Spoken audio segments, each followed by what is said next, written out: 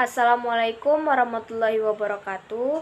Saya Ella Selviana, Program Studi Sosiologi, Fakultas Ilmu Sosial dan Ilmu Politik dengan NIM 2105030010. Di sini saya akan menjelaskan tentang teori konflik menurut Ralph Dahrendorf.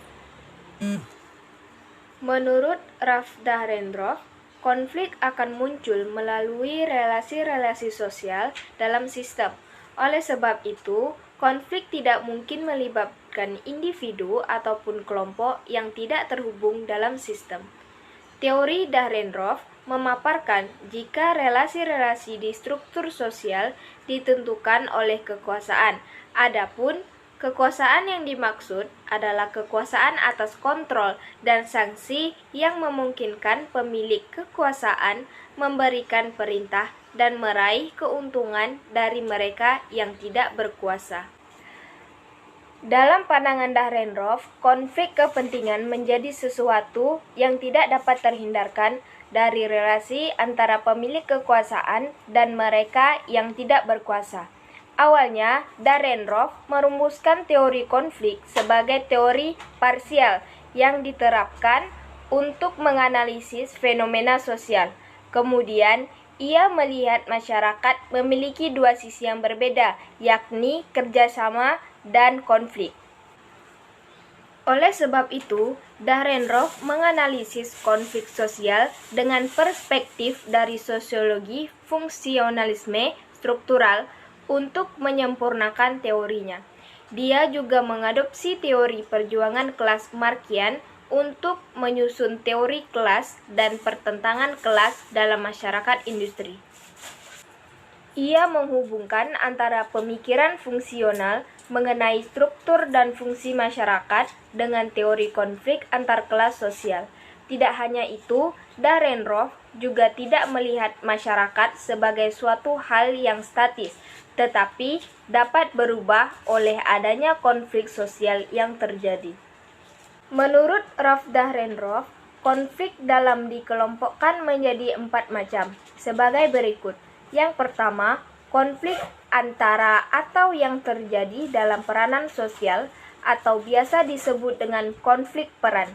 Konflik peran adalah suatu keadaan di mana individu menghadapi harapan-harapan yang berlawanan dari bermacam-macam peranan yang dimilikinya. Yang kedua, konflik antara kelompok-kelompok sosial. Yang ketiga, konflik antara kelompok-kelompok yang terorganisir dan tidak terorganisir. Dan yang keempat, konflik antara satuan nasional seperti antar partai politik, antar negara, atau organisasi internasional. Teori konflik Ralph Dahrendorf merupakan separuh penerimaan, separuh penolakan, serta modifikasi teori sosiologi Karl Marx. Karl Marx berpendapat bahwa pemilikan dan kontrol sarana-sarana berada dalam satu individu-individu yang sama. Sedangkan menurut Dahrendorf, tidak selalu pemilik sarana-sarana juga bertugas sebagai pengontrol, apalagi pada abad ke-19. Bentuk penolakan tersebut ia tunjukkan dengan memaparkan perubahan yang terjadi di masyarakat industri semenjak abad ke-19. Di antaranya, yang pertama, dekomposisi modal. Menurut Dahrendorf, timbulnya korporasi-korporasi dengan saham yang dimiliki oleh orang banyak, di mana tak seorang pun memiliki kontrol penuh, merupakan contoh dari dekomposisi modal. Yang kedua, dekomposisi tenaga kerja. Pada abad spesialisasi sekarang ini, mungkin sekali seseorang atau beberapa orang mengendalikan perusahaan yang bukan miliknya, seperti halnya seseorang atau beberapa orang yang mempunyai perusahaan tetapi tidak mengendalikannya. Karena zaman ini adalah zaman keahlian dan spesialisasi. Manajemen perusahaan dapat menyewa pegawai-pegawai untuk memimpin perusahaannya agar berkembang dengan baik. Yang ketiga, timbulnya kelas menengah baru. Pada akhir abad ke-19, lahir kelas pekerja dengan susunan yang jelas, di mana para buruh terampil berada di jenjang atas, sedangkan buruh biasa berada di bawah. Penerimaan Dahrendorf pada teori konflik Karl Marx adalah ide mengenai pertentangan kelas sebagai satu bentuk konflik dan sebagai sumber perubahan sosial. Kemudian dimodifikasi oleh berdasarkan perkembangan yang terjadi akhir-akhir ini. Dahrendorf mengatakan bahwa ada dasar baru bagi pembentukan kelas sebagai pengganti konsepsi pemilikan sarana produksi sebagai dasar perbedaan kelas itu. Menurut Dahrendorf, hubungan-hubungan kekuasaan yang menyangkut bawahan dan atasan menyediakan unsur bagi kelahiran kelas. Dahrendorf mengakui terdapat perbedaan di antara mereka yang memiliki sedikit dan banyak kekuasaan. Perbedaan dominasi itu dapat terjadi secara drastis, tetapi pada dasarnya tetap terdapat dua kelas sosial, yaitu mereka yang berkuasa dan yang dikuasai.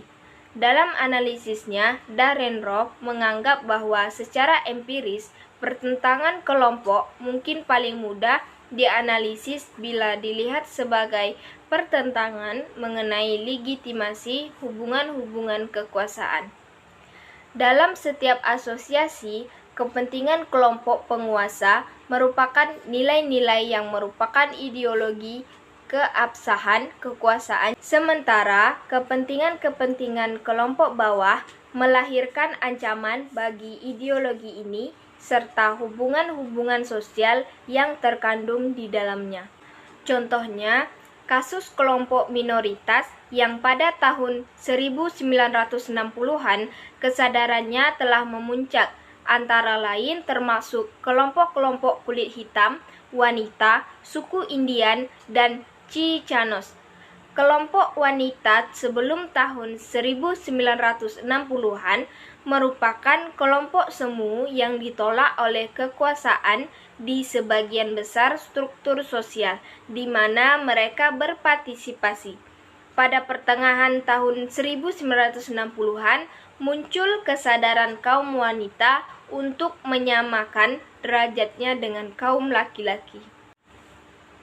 Baiklah, sekian yang dapat saya sampaikan. Terlebih dan terkurang saya mohon maaf. Saya tutup. Assalamualaikum warahmatullahi wabarakatuh.